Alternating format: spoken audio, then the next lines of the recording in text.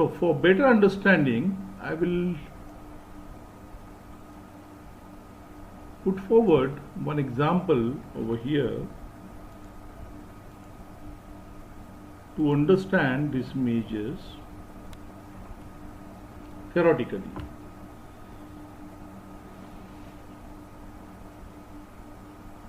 So as we are discussing about measures of dispersion, which is also called as I said, second moment business decision, and this is professional terminology of this, or you can say a statistical terminology of this. So in first moment of business decision, in our earlier videos, we have understood measures of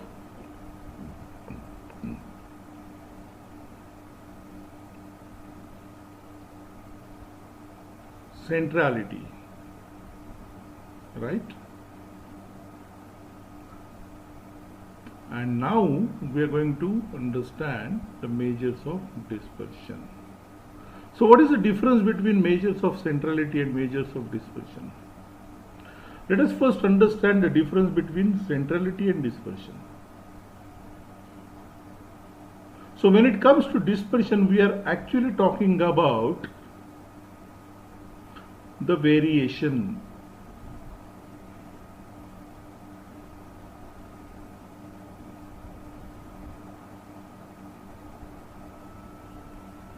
and from technical point of view, what we are talking about, the variation from centrality.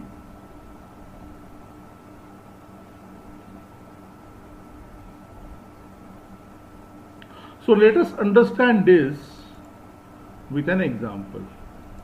And before taking an example, what I want to make you understand with a drawing is that in our earlier video, we were talking about, suppose if this is my distribution and if this is my normal distribution, then or distribution of the data, then obviously if this is universally distributed like this or normally distributed like this, then centrality means I am talking about the central aspect of the data.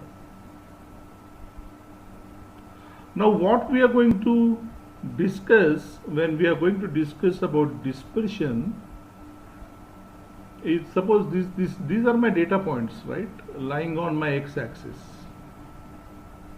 So how this data point is away, how much away from the central tendency, or how much this data point is away from the central tendency of the data it belongs to. This is what going to be, we are going to understand, we are going to discuss. So let us take one example. Popularly we take the example of a ICC Cricket Council, that is International Cricket Council, who is having some sort of requirements about the cricket ball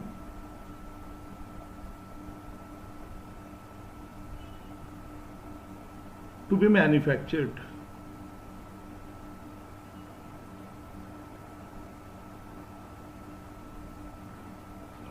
Now there are some limits, there are some specifications. So we are taking an example of cricket ball, but any item, any product you manufacture, there are always going to be some sort of specifications.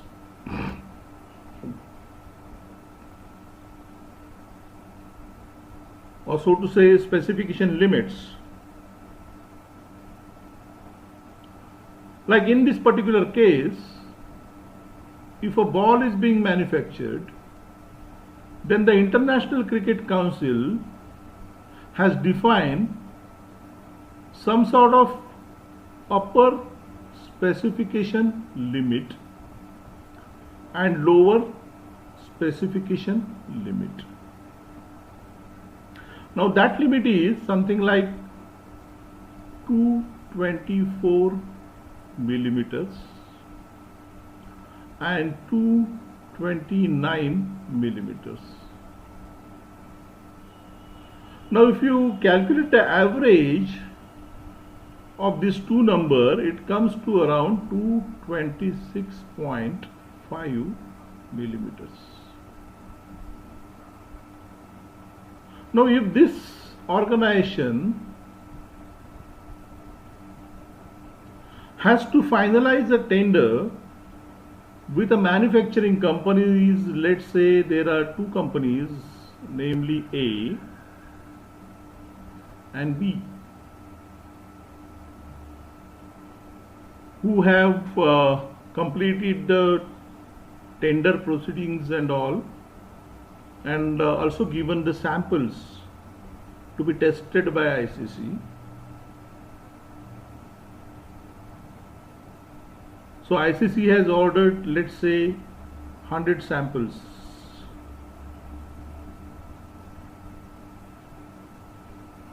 Of balls to be tested whether they are measuring within the upper specification limit and lower specification limit or not. Now those 100 balls manufactured by company A have these diameters.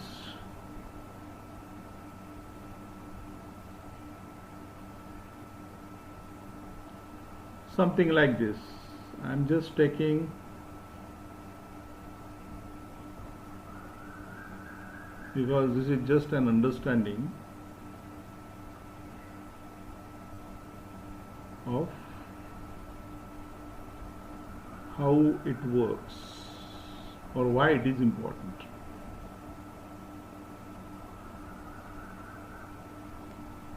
Now let's assume that the balls, 100 balls manufactured by A and 100 balls manufactured by B. Now if you see, both the manufacturers have manufactured their sample balls within the specification limit. But still there is an important difference. Because if you see, the 100 balls manufactured by company A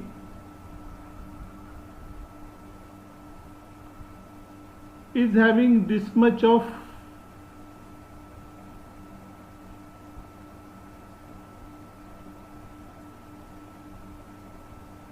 range, so to say, or the variation from the central tendencies which is expected, whereas the company B has manufactured in these limits. Now there is a difference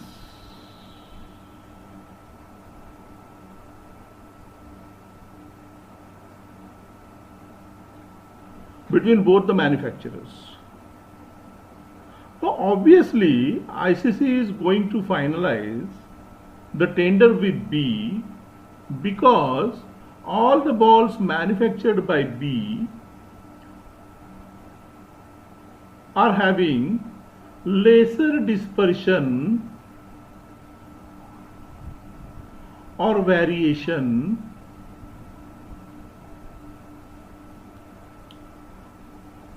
from the centrality, from the average diameter expected,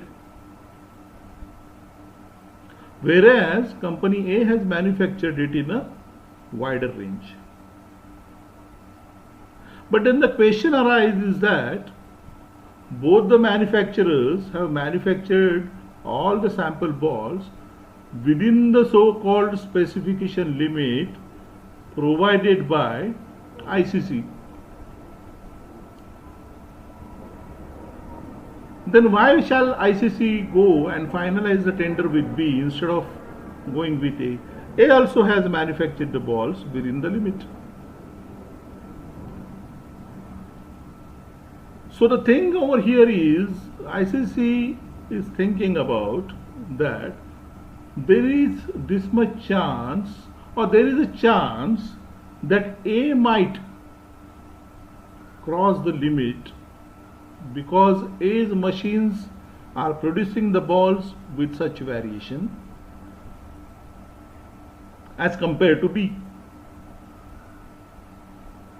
It doesn't mean that B will never produce a ball which is out of the limit, but from the sample data or from the sample balls which are provided by both the manufacturers to take the measurements by the ICC, company B has lesser variation from the central tendency or from the centrality. And that is what is very, very important over here to understand, right? So how to measure these measurements?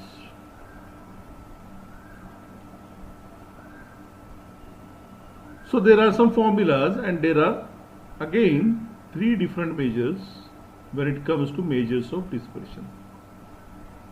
One is called as variance, one is called as standard deviation, and the third one is called as the range. When we are saying we have to calculate the variance, then the formula to calculate the variance is, of course, there will be 2 formulas again, because as I said, while doing the statistical analysis, we will be always having 2 different data. One will be population data, one will be sample data. Most of the times we have to do the sample statistics and infer the result on the population, because as we have already learned in our sampling video, that many of the times it is possible that population data entirely 100% may not be available.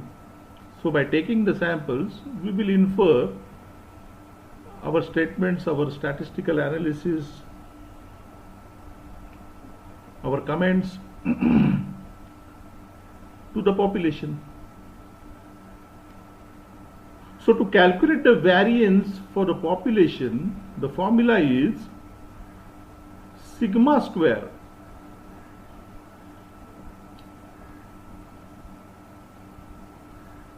so this is called sigma.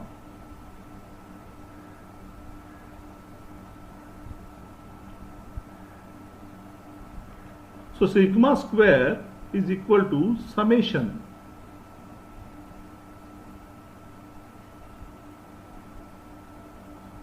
means addition of x minus mu whole square divided by n. Now here, what is x? The value of a random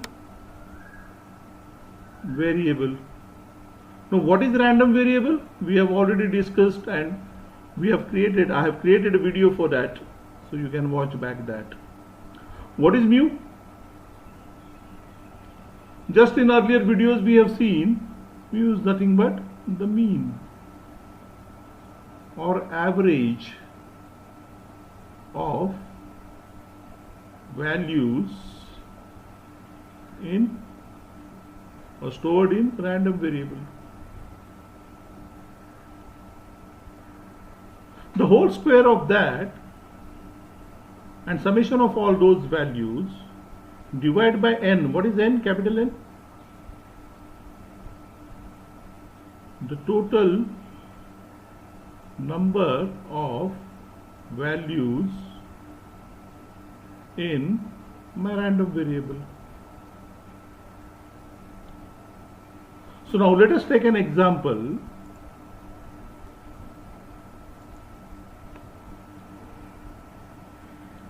Suppose I have a data called something like this: 10, 20, 30, 40, 50. And let us understand this as this is in millimeter, and this is a measurement of something, maybe length of a stick or something like that, or nut bolt or whatever.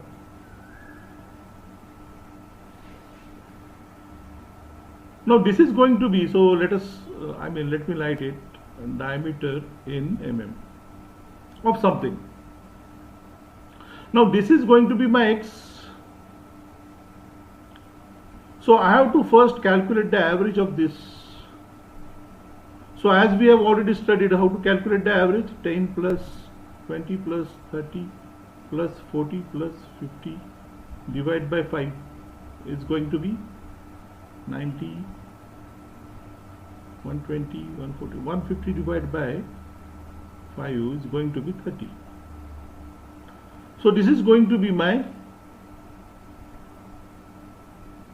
mu.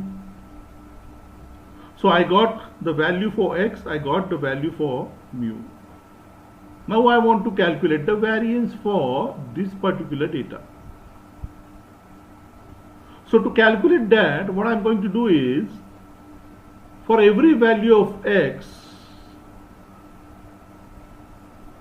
or from every value of x, I'm going to deduct the average value of the data, which means 10 minus 30, 20 minus 30, 30 minus 30, 40 minus 30, 50 minus 30, which is nothing but minus 20, minus 10, 0, 10, 20.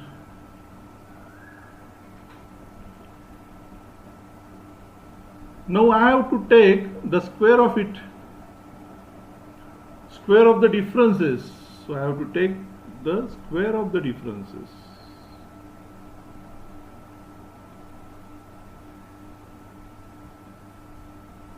Which means I am saying 400, 100, 0, again 100, 200. And if I add this now, 400, then how much the value will be? 1000.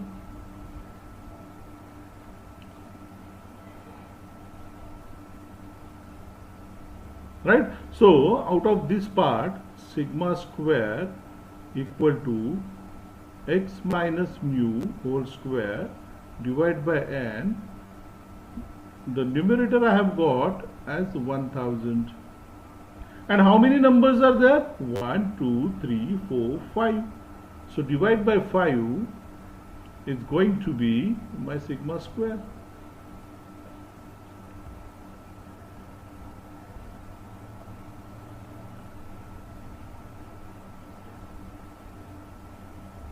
So if I want to calculate the variance, if I want to say or calculate the variance for the given data, which is this diameter in millimeter, the variance of this data is going to be 250.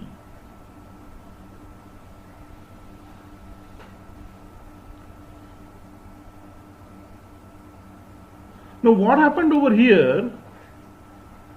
This 250 is millimeter square, because when I deduct this 10 minus 30 and took a square, so this 10 was in millimeter, 30 was in millimeter, so whatever I have got, 20 minus 20 as in millimeter. So 400 I have got as millimeter square. This is also millimeter square. This is also millimeter square. This is also millimeter square, and this is also millimeter square. So naturally the variance I have got in squared. Now why I have done this squaring of the units? Why I have done this squaring thing? Because if I want to calculate the difference between two data points, it cannot be negative. You can see over here, this is becoming minus 20, this is becoming minus 10, right? So the distance from any point to itself can be 0, but from the distance from this point to this point shall not be negative.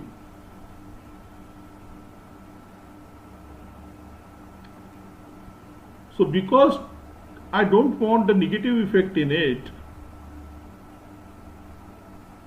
I have squared the values and I got a positive value.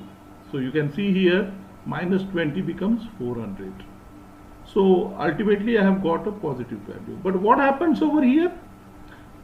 In this process of making the values or the distance into the positive numbers, I have squared it, but because of the squaring, my units are also got squared.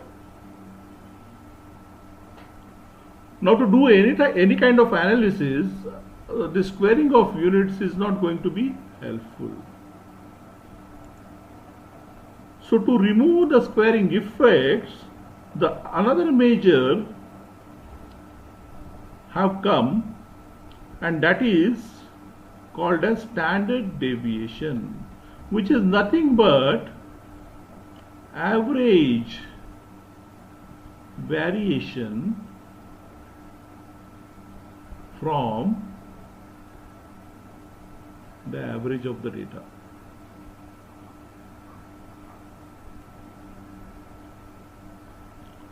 So in our earlier data, which was 10, 20, 30, 40 and 50, this was our average or mean.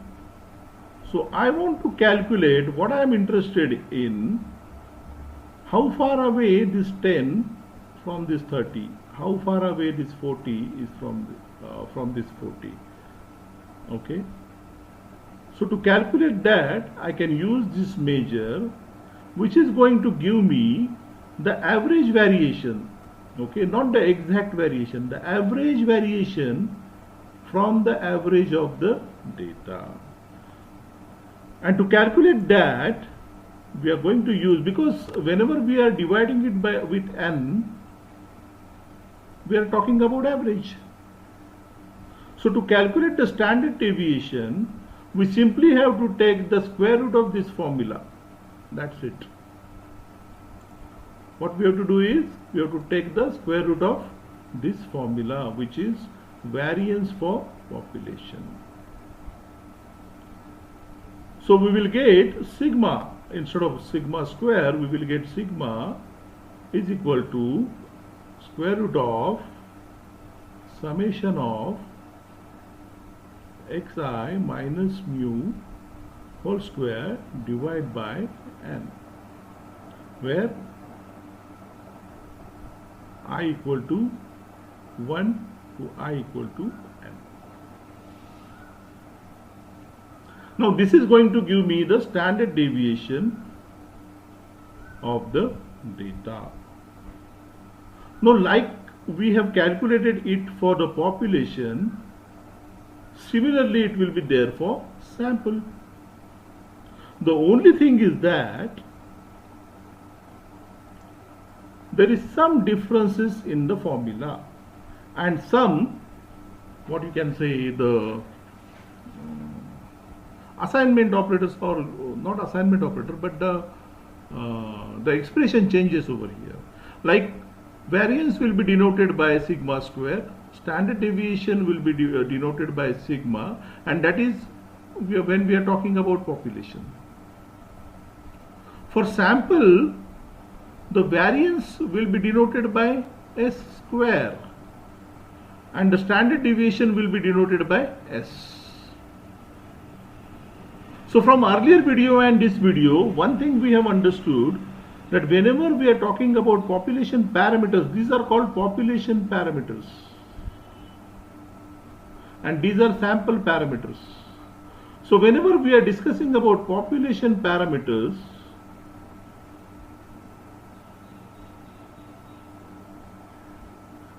they will be always expressed in Greek letters.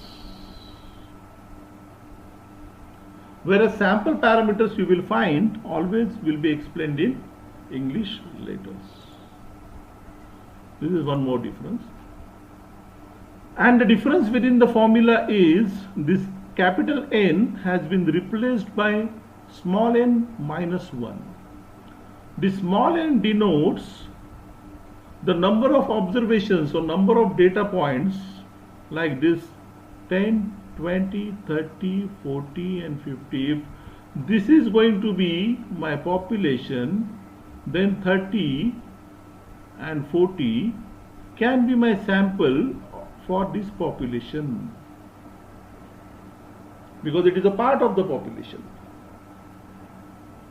So in this case, if this is my sample, then my small n is going to be number 2 because there are two numbers.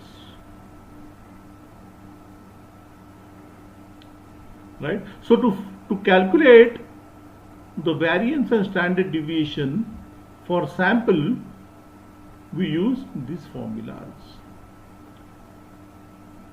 The rest of the things will be same. Only thing is that here we have to use n minus 1. We will see couple of one example through Excel how the calculation happens and how it varies. And there is another measure when it comes to measures of dispersion, and that is called range, which is nothing but simply the difference of maximum value and minimum value in the data. That's it. Right? So let us see one example how to calculate variance and standard deviation or how it works. To understand it in a better way, I will give you one example through Excel. Right?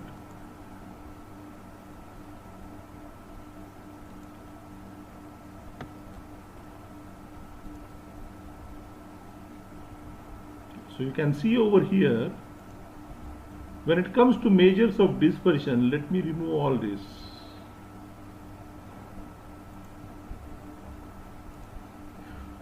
Now let us assume that this data is given to us and this is something called as waist circumference, kamar ka naam, diameter of the waist, and which is calculated in centimeters or which has been taken into the centimeters. Now if I want to calculate the variance of this data, what is the formula we have learned? The formula is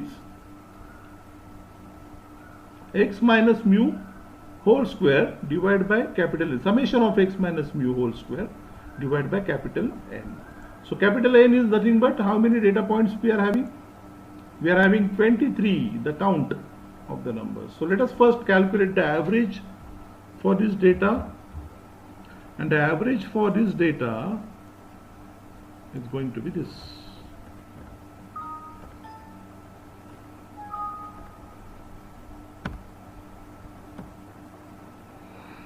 Now I am going to deduct it from every x value, right? This is what we have to do. So to do that, let me freeze the cell by doing dollar symbol, and I can copy it now. So this is the difference. Sorry, what happened?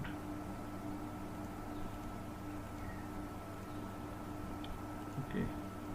Oh no, not here.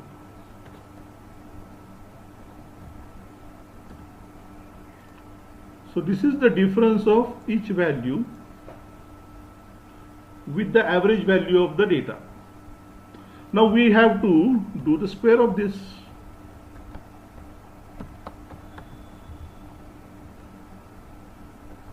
So if we do the square, it comes to this.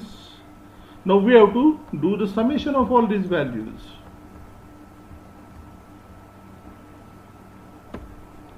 And summation comes to 506.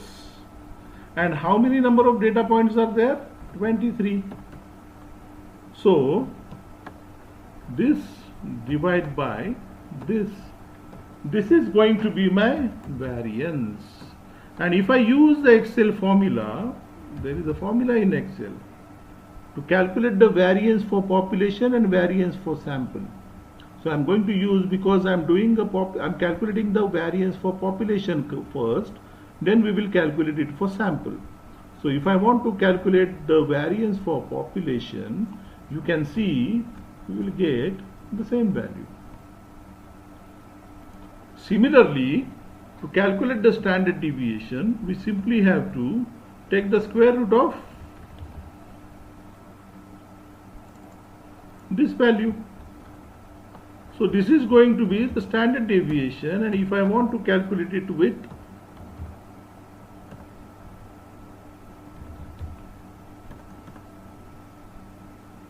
to calculate the standard deviation, it is STDEV population. So this is the Excel formula which we are using, and you can see here both the values are same. But this we have calculated for population. Similarly, we can calculate for sample.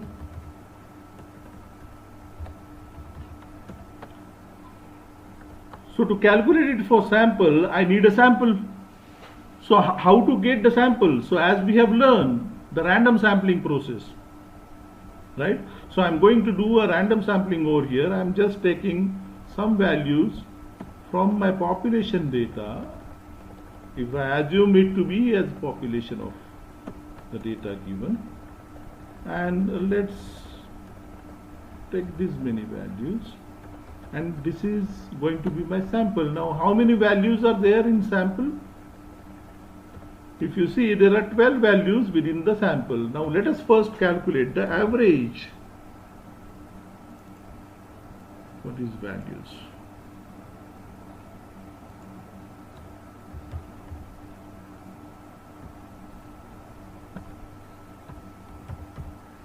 And the average for these values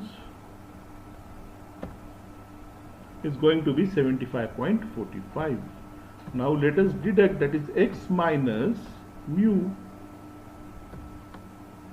and now I have to freeze the cell. So if I copy it down,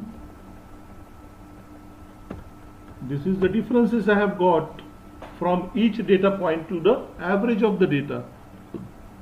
Now simply I have to square it. So multiply the number with itself.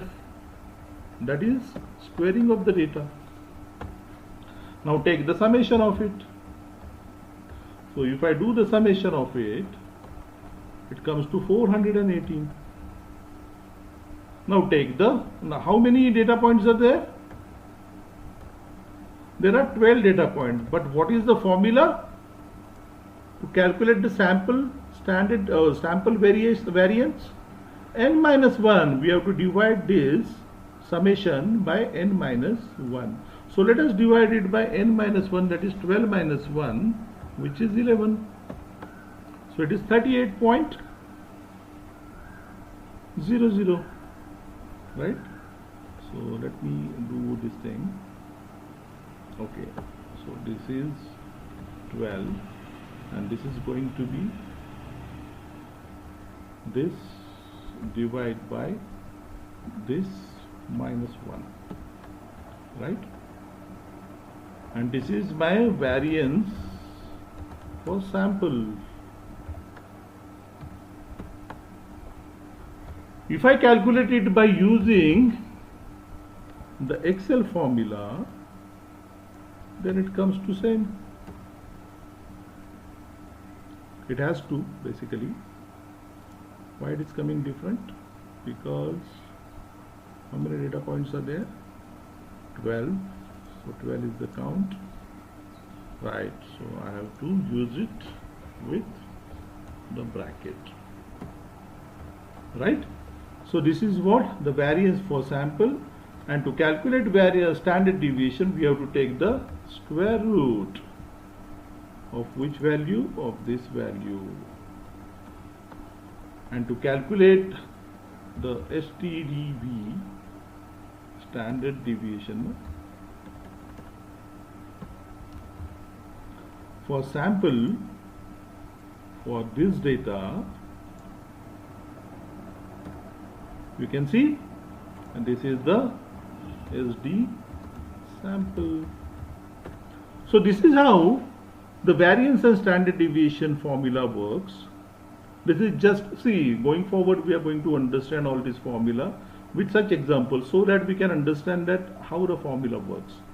The ready-made formulas are available in Excel, etc. But we are also going to look, okay, how the formula has been designed, programmed, and how it works on the real-time data, right? So that deep understanding we are going to take henceforward, right? So this is how we calculate the population variance and population standard deviation, and sample variance and sample standard deviation. And of course range is nothing but the maximum value of the data and the minimum value of the data. So if I want to find out the range of this particular data, okay, so we simply have to find out the maximum value and the minimum value, and I will show you how to do it in R. So going forward, what we are going to do is, wait a minute, give me a moment. So how to bring back? Yes.